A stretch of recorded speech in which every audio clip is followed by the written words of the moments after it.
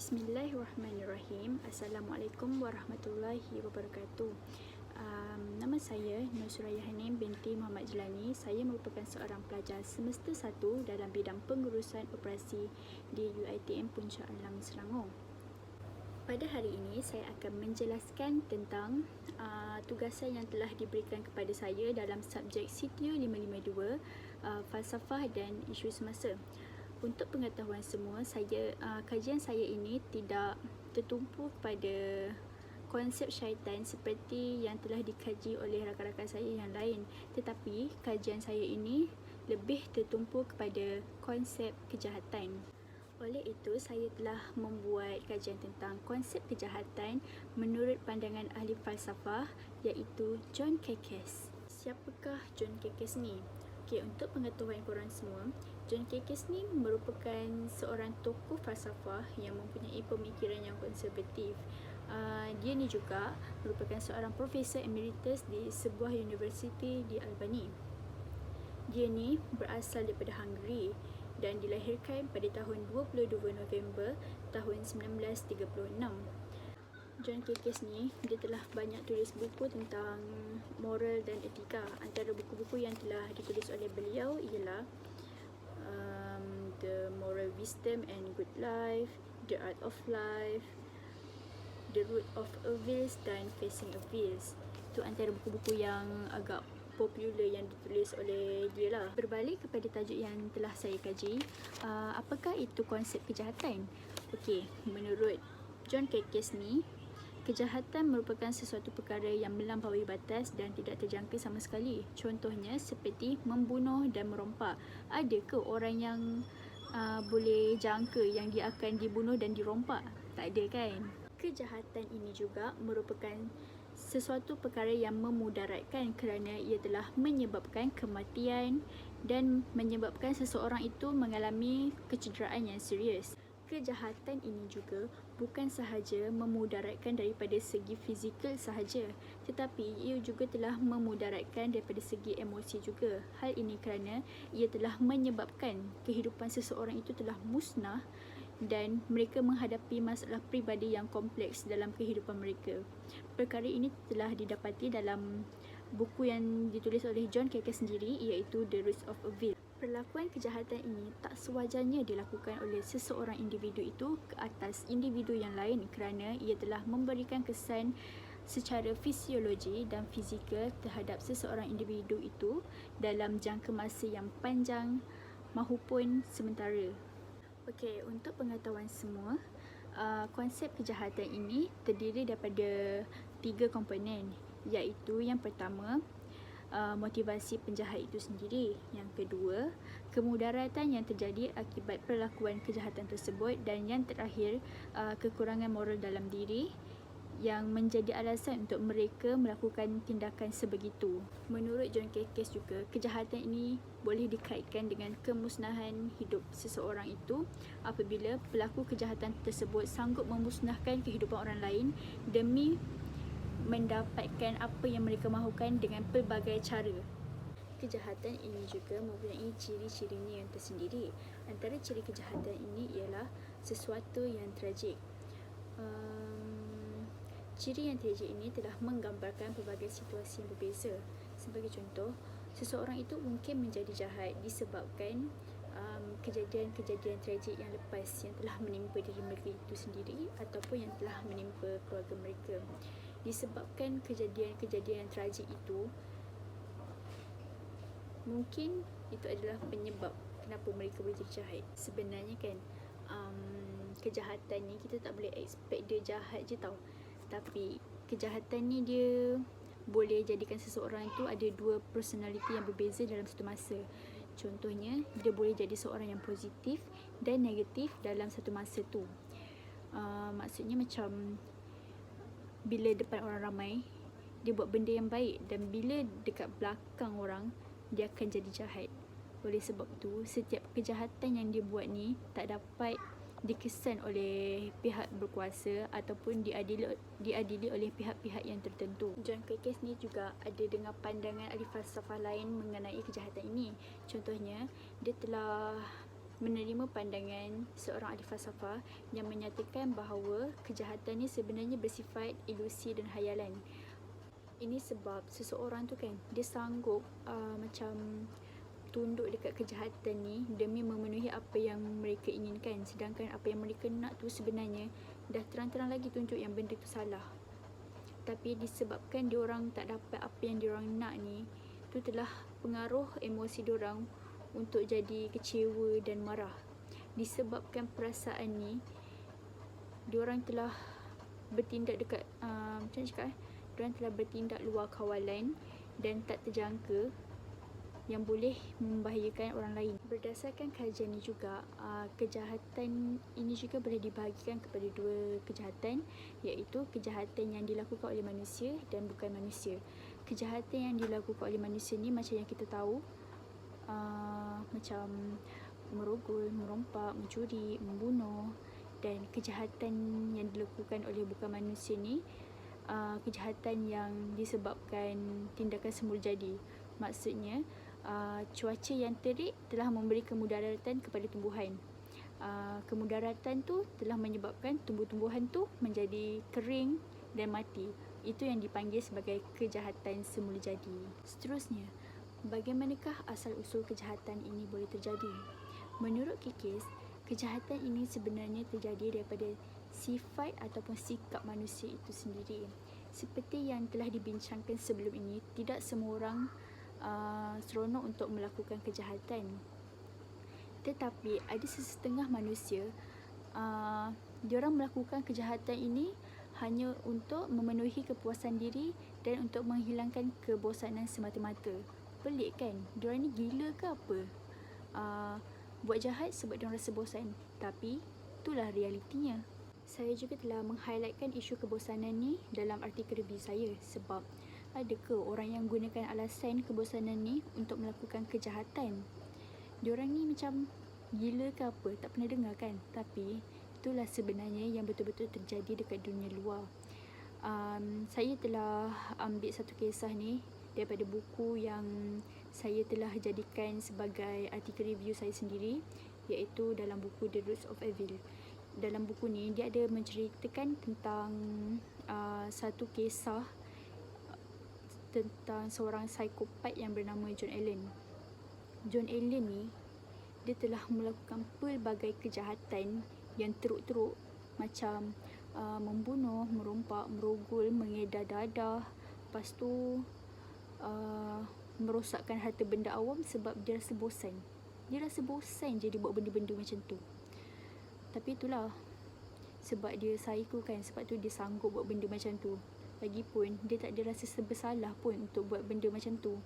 Rasanya dia ni memang psycho daripada dia remaja kot, sebab ada satu kes time dia remaja ni, dia pernah pecah masuk satu kedai ni tau, dengan kawan dia sendiri. Dia masuk kedai tu, lepas tu dia rosak-rosakkan barang kat dalam tu, lepas tu dia belah.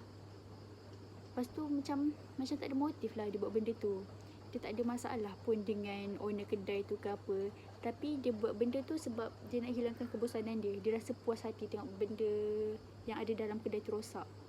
Psycho gila kan. Kalau dapat kat kita ni, memang kena belasah kau lah dia ni kan. Tapi itulah, nak kata gila tak juga, sebab dia ada otak nak fikir. Tapi itulah, sebab dia psycho yang boleh jadikan alasan bosan tu untuk buat kejahatan. Tapi kan, walaupun diorang ni jadikan alasan bosan ni untuk melakukan kejahatan, diorang juga rasa berbaloi tau buat kejahatan ni, sebab diorang dapat keuntungan daripada melakukan kejahatan tu. Contohnya, bila diorang macam merompak, mencuri, diorang dapat habuan juga kan. Maksudnya macam benda tu bukan je untuk hilangkan bosan diorang, tapi diorang juga dapat habuan. Disebabkan benda-benda macam tu, diorang jadi lagi seronok tau untuk buat kejahatan tu. Sebenarnya orang yang jahat ni, dia tak ada rasa empati dalam diri tau. Dia macam tak ada rasa kesian pun dekat mangsa kejahatan diorang tu. Diorang macam buat kejahatan ni sebagai rutin dalam kehidupan diorang. Rasa macam diorang ni memang tak ada hati lah kan. Macam mana diorang boleh bunuh dalam jumlah yang banyak? Macam mana diorang boleh dera orang dengan teruk-teruk tanpa rasa bersalah? Tapi itulah, tu semua sebab diorang tak ada rasa empati dalam diri. Sebab tu diorang boleh buat macam tu kan. Macam yang saya cakap tadi, benda ni pun boleh menyebabkan orang lain jadi trauma. Sebagai contoh kan, kita ambil daripada kes yang telah terjadi pada baru-baru ni yang telah menggemparkan satu Malaysia, iaitu kes pembunuhan Siti Nursuria. Daripada kes pembunuhan ni, dia telah menyebabkan keluarga mangsa tu sendiri menjadi trauma. First memanglah diorang memang rasa sedih sangat sebab dah hilang ahli keluarga yang paling diorang sayang. Lepas tu diorang pun rasa trauma sampai diorang sebenarnya tak sanggup nak balik dekat rumah tu sendiri, iaitu tempat pembunuhan tu berlaku. Sebab bila diorang balik je, diorang akan rasa teringat-ingat dengan pembunuhan tu. Maksudnya macam bukanlah diorang tak balik langsung, tapi diorang balik, tapi diorang tak boleh nak tinggal untuk tidur dekat rumah tu. Sebab bila diorang ada kat dalam rumah tu, diorang akan berasa sedih, rasa teringat-ingat dengan kejadian tu. Sebab itulah sebenarnya kejahatan ni dia bagi banyak impak tau, bukan dekat mangsa tu sendiri, tapi dekat orang lain juga. Oleh itu dapat disimpulkan bahawa kejahatan ini telah memberi banyak impak kepada diri sendiri dan juga orang lain, sebab dia telah menyebabkan berlakunya kematian, kecederaan yang serius, dan menyebabkan kebahagiaan seseorang itu menjadi musnah dalam sekelip mata. Seterusnya kita membincangkan tentang matlamat kejahatan. Sebenarnya setiap perlakuan kejahatan ni dia ada matlamat dia yang tersendiri tau. Contohnya macam seseorang itu dia buat benda yang jahat ni sebab dia nakkan sesuatu, dia nakkan penghargaan, dia nak rasa diri dia yang paling teratas. KKS telah membincangkan bahawa perlakuan kejahatan ini juga sebenarnya dikaitkan dengan seseorang yang mahu mendapatkan sesuatu. Maksudnya apabila seseorang itu tak dapat apa yang dia nak, dia sanggup buat apa sahaja, termasuk buat jahat terhadap orang tu demi mendapatkan apa yang diorang nak. Maksudnya macam diorang tak nak pun sebenarnya buat kejahatan ni, tapi disebabkan orang yang jadi mangsa tu telah menghalang apa yang diorang nak, diorang terpaksa buat cara yang kotor untuk menghapuskan orang tersebut demi mendapatkan apa yang mereka nak. Contohnya macam harta dan sebagainya. Sebenarnya benda ni selalunya terjadi dekat orang yang berpengaruh, macam ahli politik, ahli perniagaan dan artis. Tak semualah macam tu, tapi ada certain lah yang macam tu kan. Diorang sanggup buat apa je kejahatan demi jadi yang teratas. Diorang nak diorang yang pertama. Selepas tu, matlamat untuk memiliki kehidupan yang lebih senang juga telah mendorong seseorang itu untuk melakukan kejahatan demi mendapatkan kesenangan hidup. Memanglah untuk mengubah nasib yang susah ni kepada yang senang tu benda yang baik, tapi disebabkan kekurangan moral diri, diorang jadi macam diorang ambil benda yang singkat tau. Diorang ambil jalan mudah untuk melakukan kejahatan ni, seperti mencuri dan merompak untuk mendapatkan kekayaan dengan lebih cepat tanpa banyak usaha. Namun begitu, sebenarnya kejahatan demi mencapai matlamat ni sebenarnya tak semua berakhir dengan pengakhiran yang baik. Sebab kebanyakan kejahatan untuk capai matlamat ni banyak yang dapat pengadilan yang sepatutnya lah. Maksudnya macam diorang tertangkap dan dihukum. Oleh itu dapat disimpulkan bahawa kejahatan demi mencapai matlamat ni sebenarnya boleh dikaitkan dengan sikap pentingkan diri seseorang manusia itu. Disebabkan sikap pentingkan diri itu, diorang sanggup buat apa sahaja untuk mendapat apa yang mereka mahukan, walaupun dengan cara yang salah. Perkara ini bukan saja dipersetujui oleh John KKS, malah ia juga telah disokong oleh ahli falsafah yang lain seperti Todd Kelder yang menyatakan bahawa sikap pentingkan diri ini sebenarnya mempunyai kaitan dengan matlamat kejahatan yang dilakukan ke atas orang lain. Terusnya, apakah tugas-tugas orang yang bersifat jahat itu? Tugas-tugas orang yang bersifat jahat ini adalah untuk meneruskan kelangsungan hidup mereka. Ada yang menyatakan bahawa mereka terpaksa melakukan kejahatan ini disebabkan tanggungjawab yang harus diorang galas. Ada juga yang menyatakan diorang tak ada pilihan lain pun untuk elak daripada melakukan kejahatan ini demi kelangsungan hidup mereka. Sebagai contoh, kita ambil daripada kisah seorang lelaki ni yang telah melakukan pembunuhan secara besar-besaran disebabkan dia kata itu tugas dia dan itu adalah untuk kelangsungan hidup dia sendiri. Kisah ini saya ambil daripada buku yang saya jadikan sebagai artikel review saya, iaitu buku The Roots of Evil, yang menceritakan juga tentang seorang lelaki yang bernama Stanley ataupun Stang, saya tak pasti mana satu sebutan dia yang betul. Saya ambil sebagai Stanley lah kan. Kisah Stanley ni, dia telah bunuh hampir 900,000 orang. Bayangkan, dia seorang je boleh bunuh sampai 900,000 orang. Kejam kan? Tapi itulah, dia ni yang paling macam terkejutnya, dia ni sebenarnya seorang anggota polis tau. Dia telah ditempatkan dekat camp. Dekat camp tu lah yang dia melakukan pembunuhan ni. Menurut kisah ini, pembunuhan ini telah dilakukan dengan menggunakan ruang gas. Sebelum itu, mangsa pembunuhan ini telah dikurungkan dalam satu ruang yang sempit dan tiada udara. Bayangkan, beribu-ribu orang telah dimampatkan dalam satu ruang udara yang tak ada langsung, dalam satu ruang yang sempit yang tak ada langsung ruang udara. Ada yang terpaksa buang air kecil dan buang air besar dekat situ juga. Ada yang muntah dekat situ. Bayangkan macam manalah keadaan time tu, ya Allah. Macam kejam sangat tau. Beribu-ribu orang telah dimampatkan dalam satu ruang yang terlalu sempit dengan keadaan yang berbau. Kalau kita pun mungkin kita akan mati dekat situ juga kan.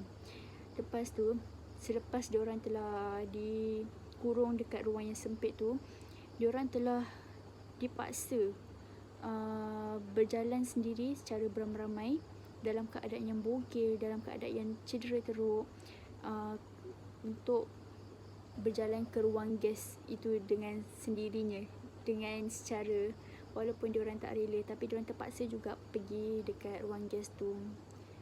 Bayangkanlah, kejam kan? Macam mana?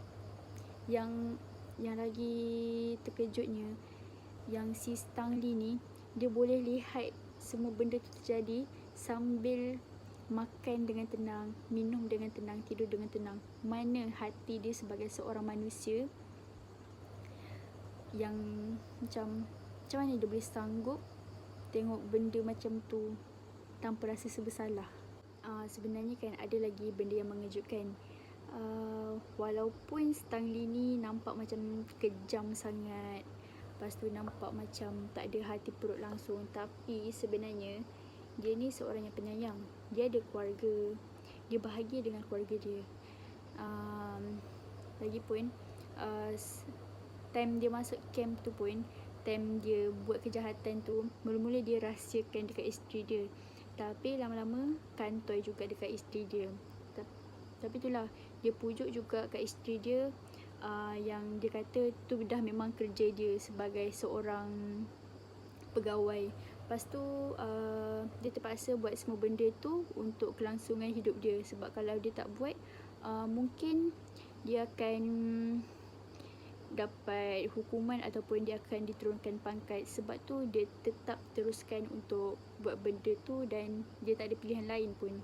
Berdasarkan kes ini, John Kekes telah menolak pernyataan bahawa kekurangan pilihan demi meneruskan kelangsungan hidup bukanlah satu alasan untuk seseorang itu melakukan kejahatan.